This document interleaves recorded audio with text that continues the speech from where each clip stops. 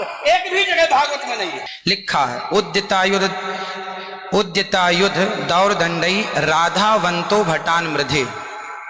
राधावंतो लिखा, स्पष्ट लिखा गुरुजी। ऐसा है, नाश मत करिए। आधावंत है, आधावंत में दौड़ते हुए या संधि हो गई है गुरुजी। नहीं नहीं, ये गलत बात। नमस्ते सनातनी बंधुओं, जय श्री कृष्ण। श्री कृष्ण जीवन व्रत की दूसरी वीडियो गोकुल के किस्से में मैंने आपसे कहा था कि अगली वीडियो राधा पर होगी। राधा का जन्म हुआ था अथवा वो प्रकट हुई थी। अलग अलग ग्रंथों में इस बारे में अलग अलग मत है।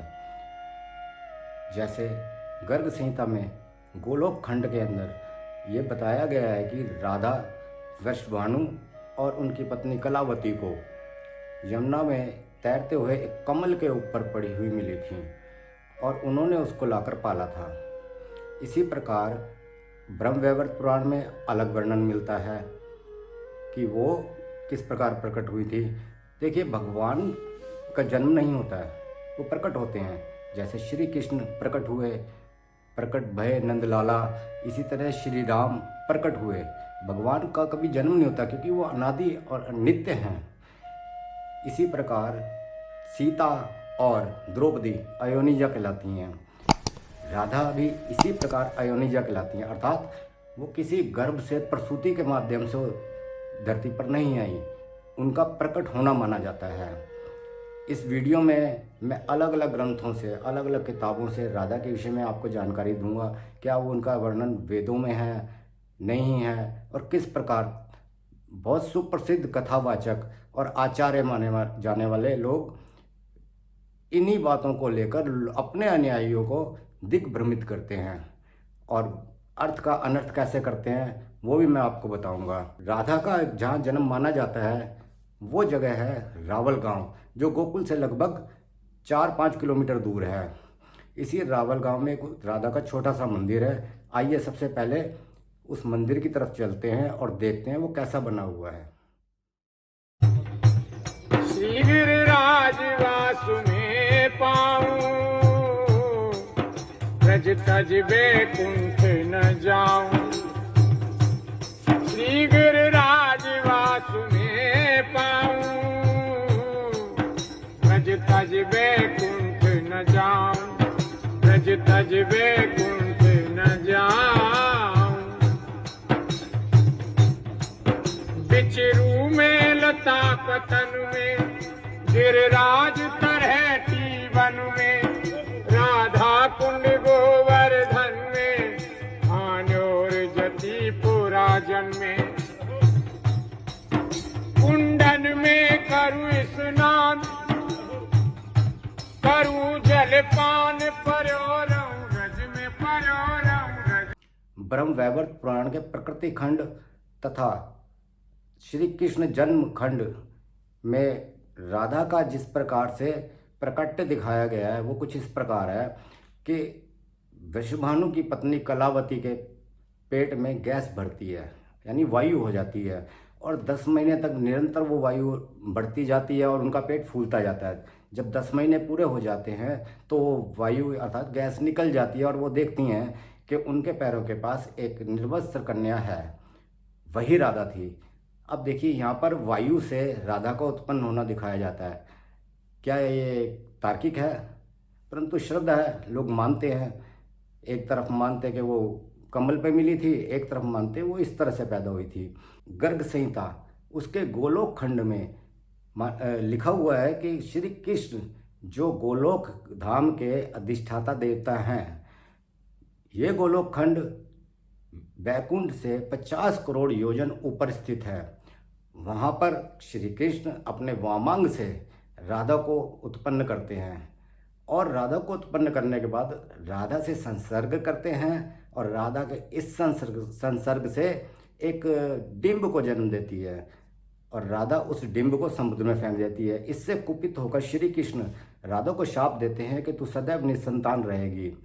अब वो जो डिंब था वो रो रहा होता है, तो श्री कृष्ण अपना अंगूठा चुसाकर उसको पालते हैं, बड़ा करते हैं एक तरह से, और इसका नाम होता है विराट। इस विराट के विषय में कहा गया है कि वो असंख्य ब्रह्मांडों की रचना करता है। उसी से प्रकट होते हैं असंख्य ब्रह्मांड, और उन्हीं प्रत्येक ब्रह्मांड के अंदर वो विष्णु, ब्रह्मा और शिव को स्थापित करता है। ये वो किताबें हैं जिनके अंदर दावा किया जाता है कि राधा का उल्लेख है। इसमें से एक सामवेद भी है जिसमें ऐसा दावा किया जाता है कि उसके अंदर राधा के लगभग 1000 नामों का वर्णन है, परंतु जब मैंने इसको खंगाला तो यह दावा झूठा पाया गया। काफ़ी पहले जयदेव ने गीत गोविंद नाम की एक ग्रंथ की रचना की थी, काव्य है वो, उसमें उन्होंने राधा का बहुत वर्णन किया है। इससे पहले राधा का कहीं उल्लेख नहीं मिलता किसी किताब में, या वैसा पाया जाता हो कि उससे पहले की भी कोई किताब है। अगर ये पुराणों की बात करते हैं, ब्रह्मवैवर्त पुराण, ब्रह्म पुराण और ब्रह्मवैवर्त पुराण दोनों अलग अलग हैं। गर्ग संहिता गर्गाचार्य द्वारा लिखी गई थी, कब लिखी गई थी किसी को नहीं मालूम। प्रश्न ये भी उठता है कि क्या राधा का वर्णन या उल्लेख उपनिषद या वेदों में मिलता है, तो उत्तर होगा हाँ, परंतु वहाँ जो राधा शब्द आया है वो शब्द है, यानी एक विशेषण के तौर पर आया है, वो किसी पर्सनैलिटी का नाम नहीं है। उपनिषदों में मूल उपनिषद सिर्फ 11 हैं, जैसे ईश, केन, कठ, प्रश्न, ऐत्रेय, तैत्रेय, मुंडक, मांडुक्य, छांदोग्य और बृहदारण्य। इनमें कहीं राधा का वर्णन नहीं है। इसके बाद जो भी उपनिषद हैं वो उपनिषद की जो परिभाषा है उस पर खरे नहीं उतरते हैं, क्योंकि वो सब किसी न किसी पर्सनैलिटी को केंद्र में रखकर लिखे गए हैं। उसी तरह से जैसे राम उपनिषद हो गया, सीता उपनिषद, कृष्ण उपनिषद, राधा उपनिषद। राधा उपनिषद में राधा के 26 नाम दिए गए हैं और सिर्फ उनका वर्णन है।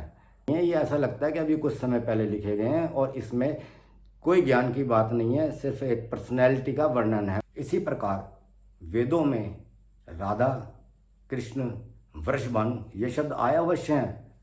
अब देखिए ऋग्वेद के पहले मंडल में, देखिए ऋग्वेद के प्रथम मंडल 22वें सूक्त के 7वें मंत्र को देखिए, इसमें राधा शब्द आया है। ये राधा शब्द किसी पर्सनैलिटी के लिए नहीं है, इसका अर्थ है विद्या, चक्रवर्ती राज, धन आदि, उसके लिए इसका प्रयोग किया गया, अर्थात ये एक विशेषण के तौर पर है। इसी प्रकार ऋग्वेद के 3 मंडल के 51वें सूक्त के 10वें मंत्र को देखिए, इसमें राधा नाम पते शब्द आया है। बहुत से लोग कथावाचक इसको ऐसे ले लेते हैं कि राधा के पति की बात हो रही है, अर्थात कृष्ण की बात हो रही है, जबकि ऐसा नहीं है।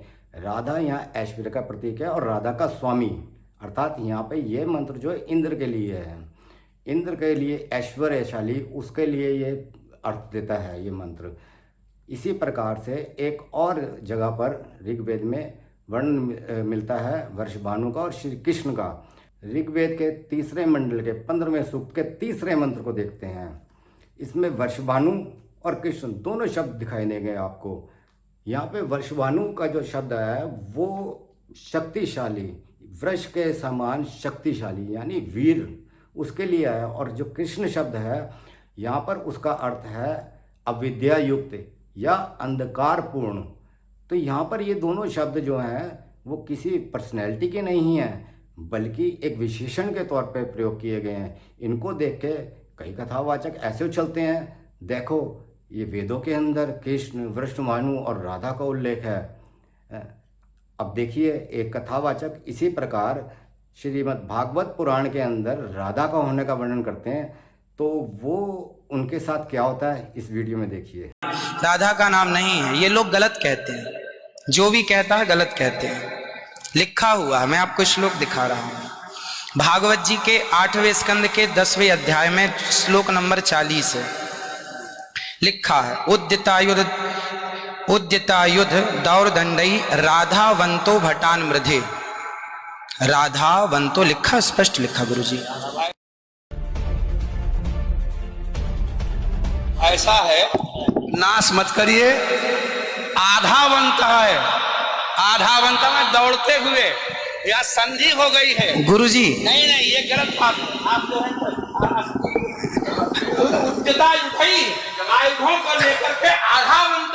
गुरुजी गुरुजी गुरुजी गुरुजी गुरुजी, हम तो आपकी दास हैं, मत कीजिए ना। हमारे गुरुजी कहते हैं अयम अनर्था ना ना गुरुजी इसका अर्थ तो सुन लीजिए, इसका अर्थ तो सुन लीजिए। बताएंगे आप जब राधा बता रहे हो वहां। सुनिए सुनिए गुरुजी, इसका अर्थ है राधावंतौ भटान मर्देश का अर्थ गुरुजी ने बताया हमें। कौन गुरुजी ने? हमारे गुरुजी। कोई गुरुजी नहीं बता सकता। हमारे गुरुजी कहते हैं बिल्कुल नहीं बना सकते, क्योंकि जब आप राधा बनाओगे तो सर्गे कहाँ जाएंगी? गुरुजी उद्यता युधई ही। गुरुजी गुरुजी कहते हैं नहीं बोलते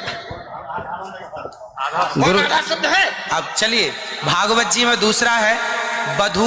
बधू प्रयोग हुआ है, बधू प्रयोग हुआ है। तो बधू का प्रयोग ये है कि वहां श्री राधा रानी का ही स्मरण है। नहीं, लोग कहते हैं राधा नहीं है, तो राधा जी का जिक्र तो कई जगह है। राधा पदवाच्य बधू इसका अर्थ संकेत अर्थ हो या लक्ष्यार्थ हो और व्यंग्यार्थ हो, इन तीनों अभिधावृत्तियों के द्वारा राधा शब्द एक भी जगह भागवत में नहीं है। वीडियो तो आपने देखी, क्या विचार है आपका? ये महाराज जो थे बहुत मशहूर हैं और इनके बहुत अनुयायी हैं। ऐसे ही ये लोग अर्थ का अनर्थ करके अपने अनुयायियों को बहका देते हैं। कंस के भय से रावल गांव और गोकुल के निवासी सारे पलायन करके वृंदावन में आप बसते हैं। नंद और यशोदा नंदगांव में बसते हैं। उसी प्रकार वृषभानु कलावती के साथ राधा को लेकर बरसाना में बसते हैं।